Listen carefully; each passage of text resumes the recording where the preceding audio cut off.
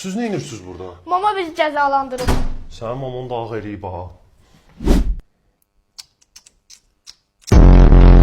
Ayma, mən bayıra çıxıram.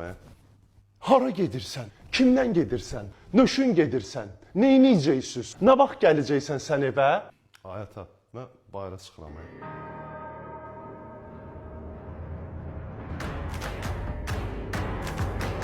Sən kimsən hə? Durun getdi.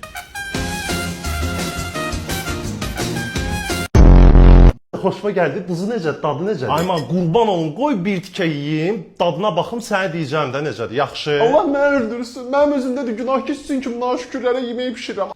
Yaxşı qurtardıq ha bala. Necədir? Bilmək istəyirəm ki, sən harda işləyirsən? Mən təzə düzəlmişəm işə. Hə, yəqin ki az maaş alırsan, hə? Yox, bizdə pis şirkət deyil, 4000-dən başlayır maaşlar. Tamam. Öz xırda biznesim var, onu çalışıram inkişaf elətdirim. Düzdür, işlə biraz çətindir, amma yenə də oradan pasiv gəlirim var. Məncə ümumiyyətlə insan təkcə öz işindən asılı olmalıdır. Çünki bu dəqiqə elə bir dövrdür ki, tez-tez... Bax Hilal, mənim atam çox ciddi adamdır. Çox xahiş edirəm özünü ağır apar. Yaxşı? Bilirsən nə çıxıb burada?